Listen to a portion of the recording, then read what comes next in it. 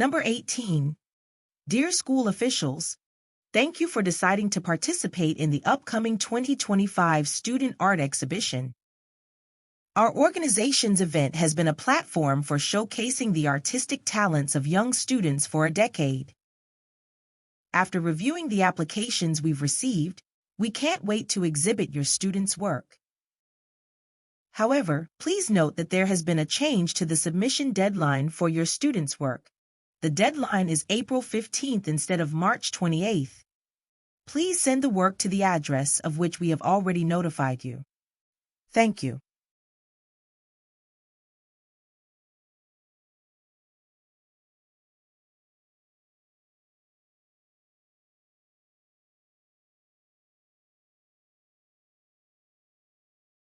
Number 19. Sam had always dreamed of becoming a musical actor, and today was his big chance, a life-changing audition. He had practiced endlessly and was perfectly ready. He couldn't even think of not getting the role. When his name was called, Sam stepped onto the stage, with his head held high and his shoulders held back. The judges' eyes were fixed on him as he appeared on the stage. But then, without warning, his mind went completely blank. The opening line he had rehearsed so many times didn't come to him. He opened his mouth, but no sound came out. Frustration started to set in. In the end, Sam couldn't believe that he couldn't say a single line.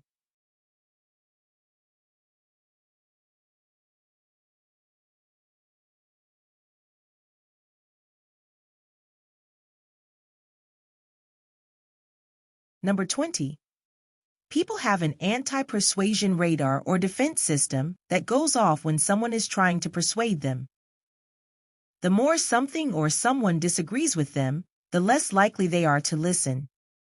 Consequently, one reason change is so hard is that people are unwilling to even consider information that goes against their beliefs. As a result, when dealing with opposing viewpoints, being a bit more indirect can often be more effective. Rather than starting with information, start by encouraging people to be more open-minded and receptive. This is why expressing doubt can help. Showing that we're conflicted or uncertain makes us seem less threatening. Expressing doubt about one's own view acknowledges that conflicting beliefs are valid, making the other side feel validated and more willing to listen. It recognizes that issues are complicated or nuanced, which increases receptiveness. Uncertainty signals an openness to other perspectives. So particularly when issues are controversial or people are dug in, expressing a little doubt can actually be more persuasive.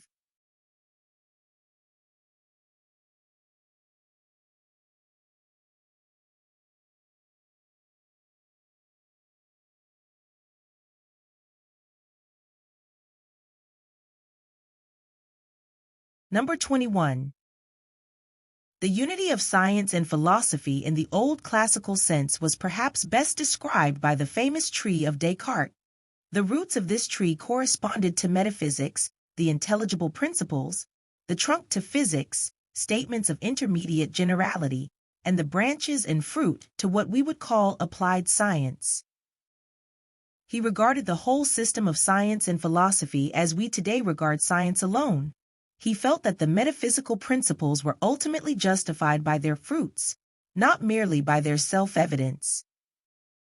What we today call applied science consisted for him not only in mechanics, but also in medicine and ethics.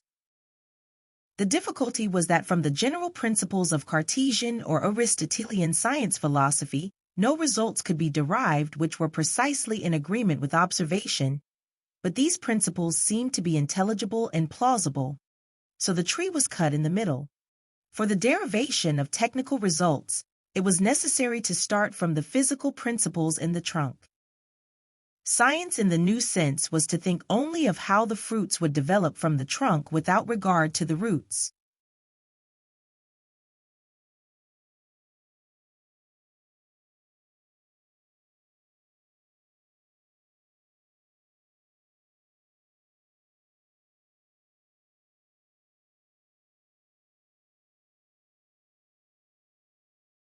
Number 22. Good narrative writing is often as much technique as it is talent, sometimes more. The best narrative nonfiction writers often turn to time-honored tools of fiction writers for effect, plot and pacing, character and drama, and yes, suspense. And they understand that a good story just can't spread out in all directions like a serving of spaghetti. The story needs form, shape, a structure designed to pull the reader from start to finish. The craftsmanship of the writer is no less beautiful than that of the cabinet maker or the builder of temples or fine violins, writes John Franklin. Yes, this may sound grandiose, but the emphasis on craftsmanship is pure pragmatism, a knowledge of the basic structures that narrative science writers use to build an effective story. I think of this approach as journalistic architecture. Once a writer has the story blueprints in hand, so to speak, then he or she can decide which structure best fits the facts of the story and where to slot them into place.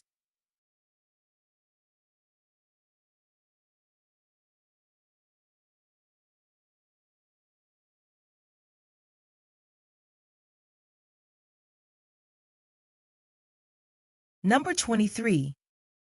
If you want to bring something into shared reality for the purpose of social coordination, you have to describe it, or at the very least label it. Even the ideally objective pursuit of science is unable to escape the framing effects of language. Like all collective culture, science is constructed on report, reason, debate, negotiation, justification, consensus, and most important, coordination. And all of these things depend on language. Even something as fundamental as particle physics depends on language in a particular way. I don't mean that particle physics wouldn't exist if we didn't describe it. Particle physics is part of brute reality, and so it will carry on independent of any human agreement or understanding of what it is. But consider this remark by Michael I. Jordan, referring to the infinite potential well model, which studies how a single particle behaves in a small enclosed space. A particle in a potential well is optimizing a function called the Lagrangian function. The particle doesn't know that. There's no algorithm running that does that. It just happens. It's a description mathematically of something that helps us understand as analysts what's happening.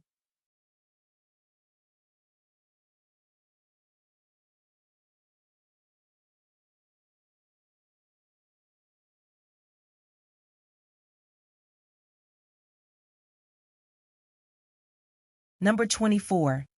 In fact, humans are known to have the largest and most visible sclera, the whites of the eyes, of any species. This fact intrigues scientists because it would seem actually to be a considerable obstacle.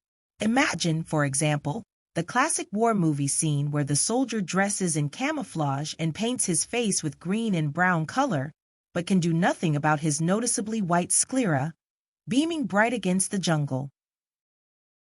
There must be some reason humans developed it, despite its obvious costs.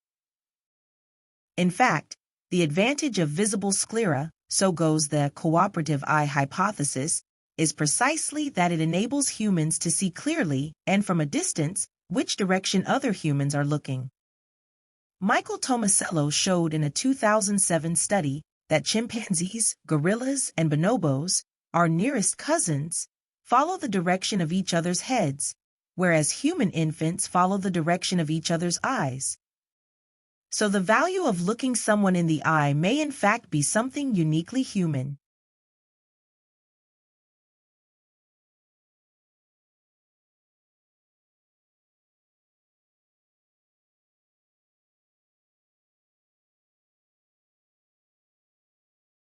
Number 25.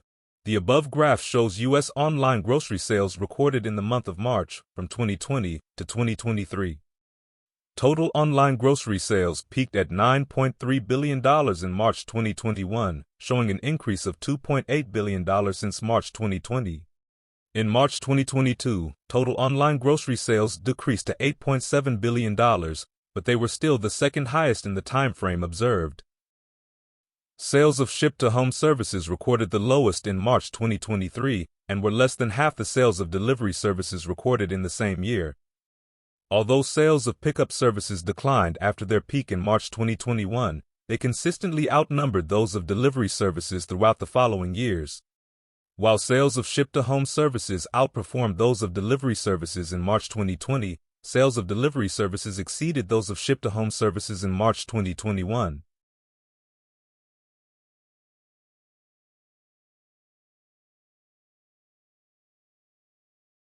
Number 26. Hans Hofmann was one of the most influential art teachers of the 20th century. Born on March 21, 1880 in Germany, he moved to Munich with his family. When he was a teenager, Hofmann produced scientific inventions, including a radar device. In 1904, he moved to Paris, where he was deeply affected by the expressive use of color that distinguished the paintings of Henri Matisse and Robert Delaunay. He opened his first school, the Schule für Bildende Kunst, School of Fine Art, in Munich in 1915. In 1930, Hofmann moved to the United States, where he taught at the Art Students League in New York City, and later opened his own Hans Hofmann School of Fine Arts.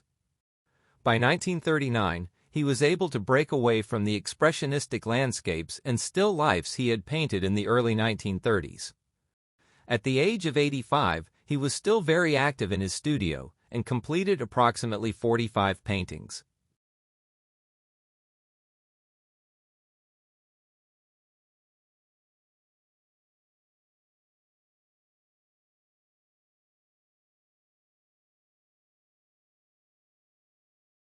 Number 27. Prim Reading Marathon Event. In this event, each page of a book is converted into 5 meters. Participants will reach the target distance by reading. Event period: from March 28 to June 28. Qualification: only open to members of the Prim Library. How to participate: visit Prim Library to receive the reading log. Complete the reading log and submit it to the librarian. Target distance and benefits: half marathon, 4,200 pages. Completion certificate. Full marathon, 8,400 pages. Completion certificate and eco-friendly book stand.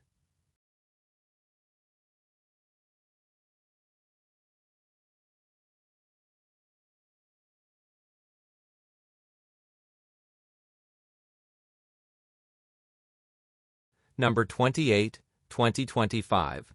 Dream to Screen. Do you dream of seeing your story come to life in the theater? Here's your chance. Guidelines: all genres are welcome, but submissions must be original works. The maximum length of your synopsis is 1,000 words. Details: submissions will be accepted from April 30th to May 15th. Email your synopsis to drscreen@cinevision.org. The winner will be announced through the official website and via email. Benefits: all the participants will receive professional feedback from famous production companies. The synopsis receiving the most votes will be adapted into a screenplay.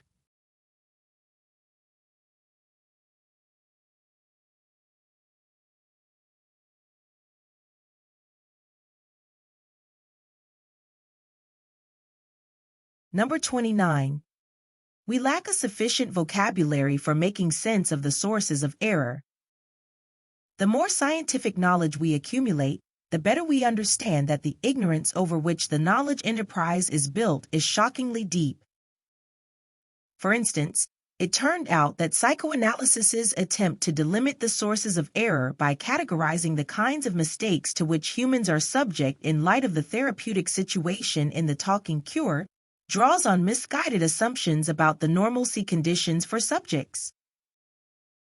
Digging deeper into the structure of the human mind as well as into the specific embodiment of human knowers equipped with a complex nervous system showed that our mental life is filled with illusions on all levels of knowledge acquisition, from sensation to perception, from scientific discourse to the use of technology based on the latest scientific discovery. Yet, once again, we cannot make sense of this picture of ourselves as immersed in the area of ignorance and illusion without at the same time relying on a huge background of shared, objective knowledge that makes our ignorance available to us. Subjectivity and objectivity are interwoven with our fallibility.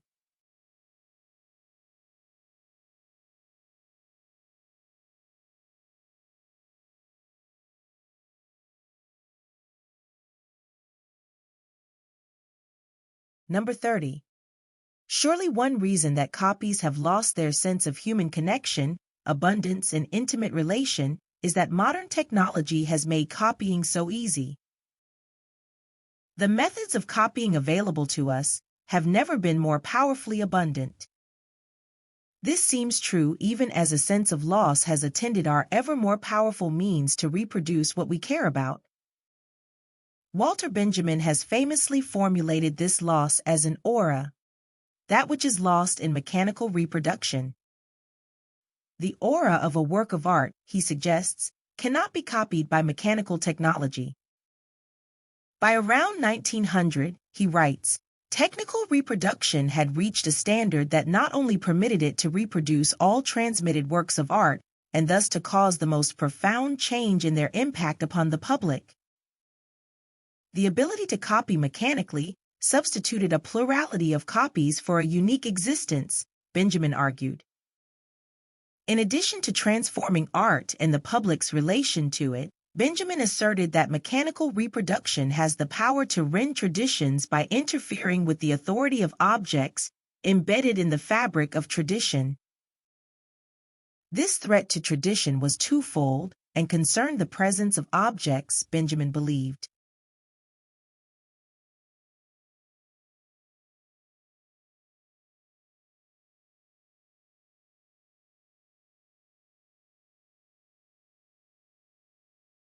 Number 31.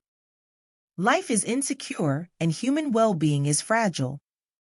If we are honest with ourselves, we realize that, despite our best efforts, we often cannot control the vicissitudes of human existence. We go through life in fear and trembling, fearing what may happen, while hoping for the best. Most of us get anxious in the face of an indeterminate or ambiguous situation. We don't handle uncertainty very well. We are easily tempted to settle for quick solutions in order to eliminate our anxiety and doubt, even though these quick fixes may not, in the long run, actually be adequate solutions. It is natural, therefore, and even somewhat necessary, for us to seek stability in a sea of change and indeterminacy. We want a fixed star to guide us on our journey through hazardous waters. If only we could have knowledge of what is fixed, unchanging, and ultimately reliable, then, we assume, that would be knowledge most worth having.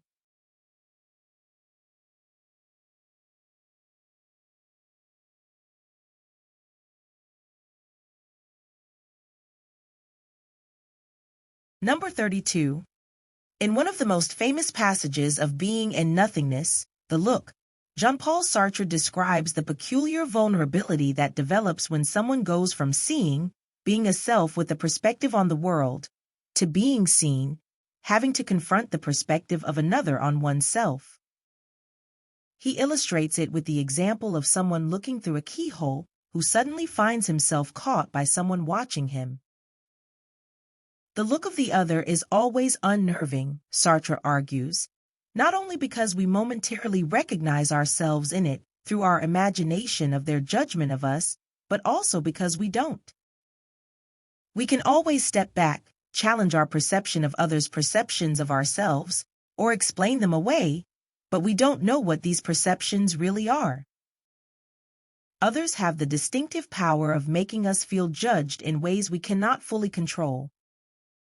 Social life is all about the fear that accompanies our awareness that we can never access what the other sees. We can only guess.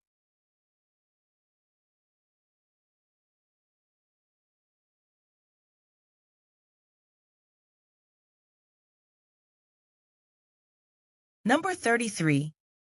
Perceived distance of objects that are far away from the observer is often assumed to be subject to some global limitation in the sense that the moon, the stars, and the sun are all perceived at the sky, that is, at about the same distance. This observation is related to the idea that visual space is not open but ends at visible surfaces or, indeed, the sky. Uexküll and Kristzadt, 1934, suggested that this is realized as a hard limit, which they call the farthest plane. If an observed person or object would walk beyond this farthest plane, it would no longer be perceived as moving further away, but rather as shrinking in size. This observation is actually quite common. If looking down from a high tower, for example, cars or even houses on the ground below may appear as if they were toys, that is, shrunk, presumably because they are perceived at the distance of the farthest plane while subtending a visual angle that corresponds to a larger distance. The farthest plane would thus mark the limit of the perception of size constancy.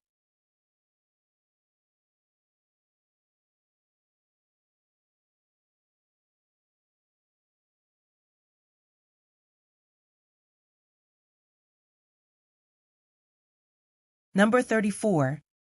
In both the arts and the sciences, an aesthetics of simplicity facilitates the precise communication of messages. Both are also fairly systematic. Although many people believe that art is by definition wild and intuitive, while only science is methodologically disciplined, there is a great deal of evidence, including from artists talking about their own practices, to suggest that art is often created methodically and systematically, and that frameworks and forms permit creativity to flow. Instead of being liberating, freedom without limits is almost paralyzing, because without frameworks we end up in a vacuum in which our actions generate no response. As the Danish poet and filmmaker Jürgen Leth has put it many times, the rules of the game are a prerequisite for artistic freedom.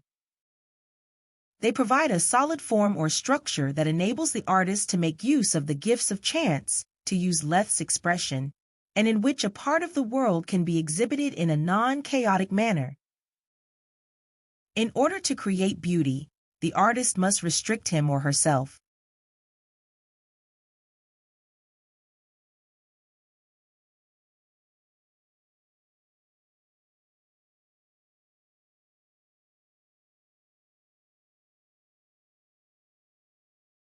Number 35.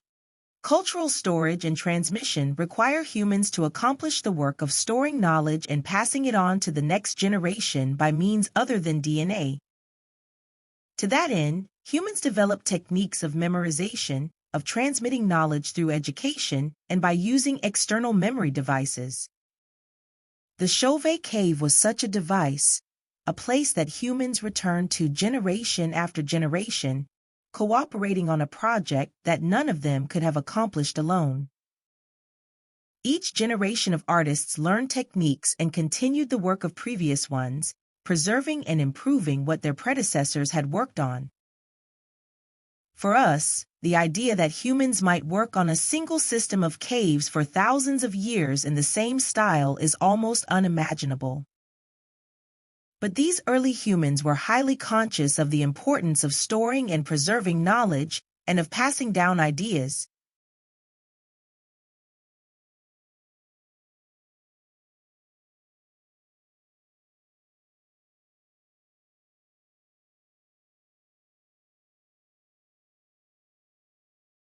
Number 36. What would a language be like if it didn't make any simplifications or generalizations? It would be a language in which every word was a proper noun. Because you don't want to gloss over the differences between snakes that are slightly different in some respect, every snake must have its own name. Furthermore, every event must have its own verb, because not every occasion of thinking or dancing or talking is identical. There might be some superintelligent race of beings that could know such a language, but they would have to know virtually everything in the world to learn all these names. Human language has taken a different route, many fewer names, with a loss of precision, but a basic vocabulary that is readily acquired. However, this fact is not simply a compromise with our limited cognitive capacity. By using the same word for different objects, we're communicating information about those things. Calling two different-looking things spider communicates that they probably have 8 legs, weave nests, eat insects, and other noticeable details which we would not know if we gave them all their own separate names.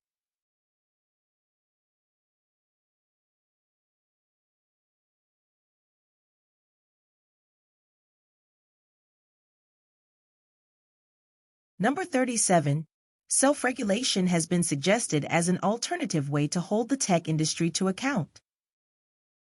But when tech lobbyists speak of self-regulation, they are not describing it as it is understood by professionals like doctors.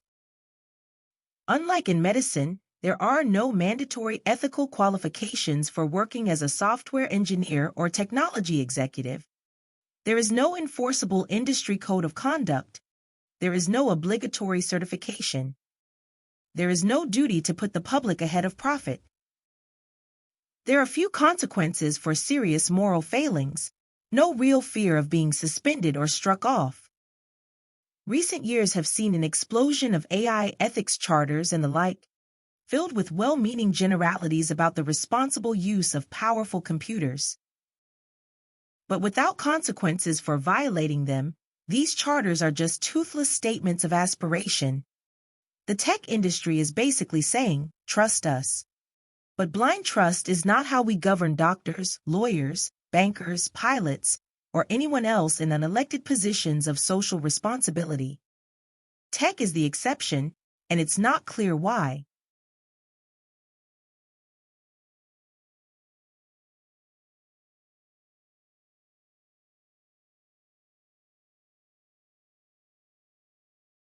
Number 38.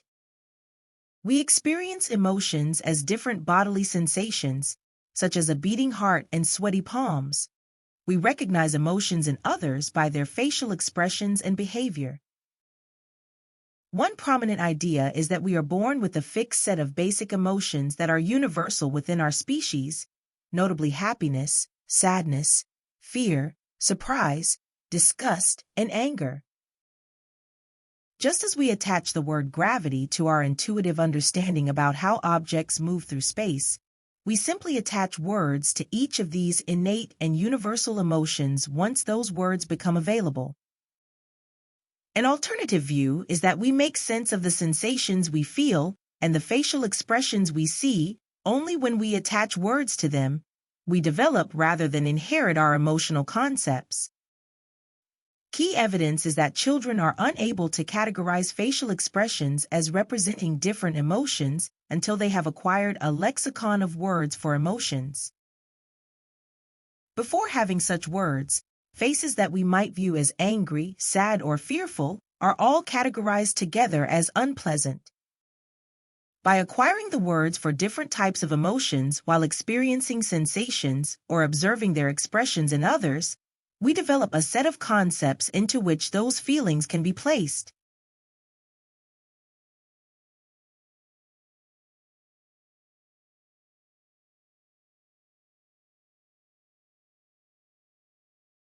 Number 39. Everyone likes to think of themselves as behaving in an unbiased fashion most of the time.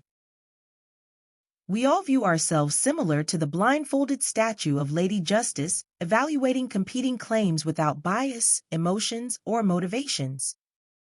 And yet, overwhelming psychological research suggests that such unbiased rationality is actually a fairly elusive quality in humans. Much of the time, people are on automatic pilot. In other words, individuals are acting without reflection more often than they are thinking carefully and deliberately. The rest of the time, even as individuals are trying their best to think through issues, motivational goals may bias their thought processes and bias their reasoning. Ziva Kunda, who coined the term motivated reasoning to describe this phenomenon, explained that although individuals try to make well-thought-out decisions, use available evidence, and look at both sides of an issue, the process is often tainted by motivations that may be unknown to them.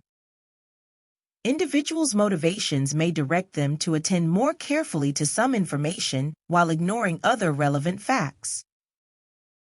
Or they may use different strategies to evaluate information they prefer to be correct, while at the same time being hypercritical of flaws in information they prefer to be wrong.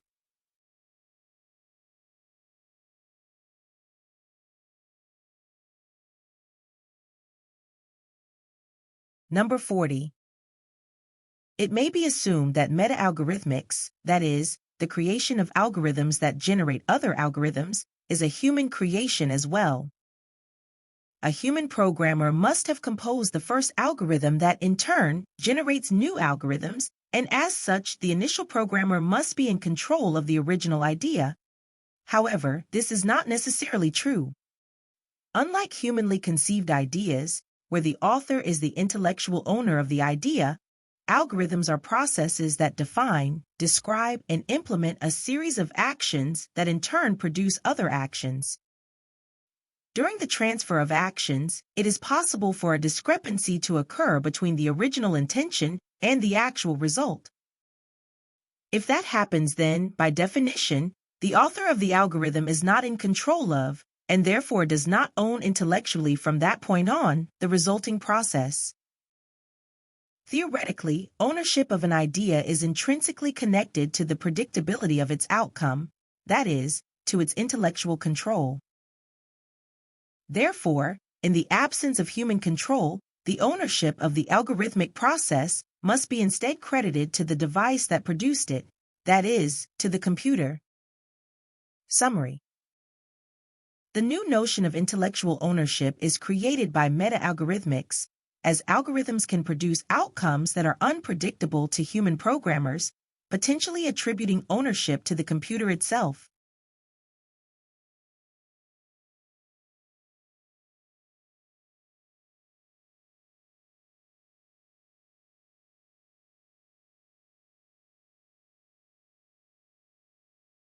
Number 41 and 42. Translating a literary text is challenging, and it's often said there will be an inevitable loss in translation. But that challenge frequently inspires creative re-renderings that offer the prospect of a gain in translation as well.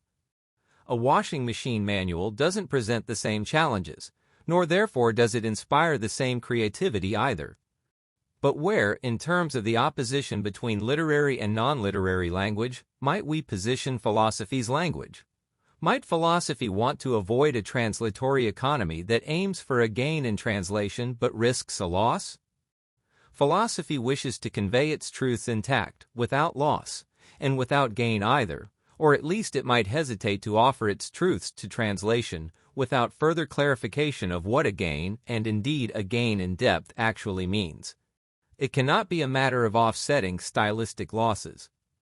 The loss philosophy fears is a loss of meaning, the compromising of a truth. Thus, philosophy might prefer to be placed on the side of non-literary language and express itself in unstylish language, like Badiou's mathematical writing, so that no translator is prompted to rude and bold acts of creative rewriting.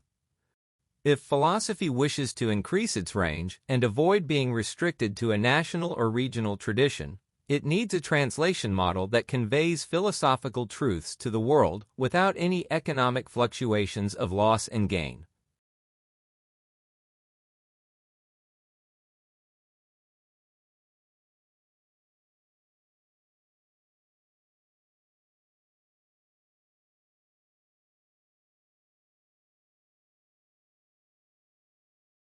Number 43, 44, and 45. In a small town known for its flourishing academic community, two brothers, James and Daniel Carter, stood out for their exceptional effort and talent. James and his younger brother Daniel both applied for the Spark Fellowship. The Spark Fellowship was a highly respected program that selects and supports outstanding students every 2 years. Unsurprisingly, both brothers advanced to the final round. However, the program had a strict rule. Only one family member could be selected in the same year. This posed a challenge to the selection committee, who thought it almost impossible to choose between the two equally impressive candidates. The committee gathered together, struggling all day long to decide. When James found out about this rule, he tried to seek a way to demonstrate Daniel's exceptional talent to the selection committee. Without Daniel knowing, James went to the selection committee. He told the committee, "Daniel has always been the more dedicated and talented one. He will excel in this program like no one else." Meanwhile, Daniel had the same idea as his older brother. He believed that his brother was the more ideal and deserving candidate. He also decided to visit and speak to the committee. Not long after James had left, Daniel showed up at the selection committee and advocated for his brother, saying, "James' leadership and vision make him the perfect choice. He deserves this chance more than I do." Moved by their selflessness, the committee made an exception by selecting both brothers in the same year, for the first time in its history. Their story inspired others, showing that true success lies not only in individual achievements, but also in supporting and encouraging others.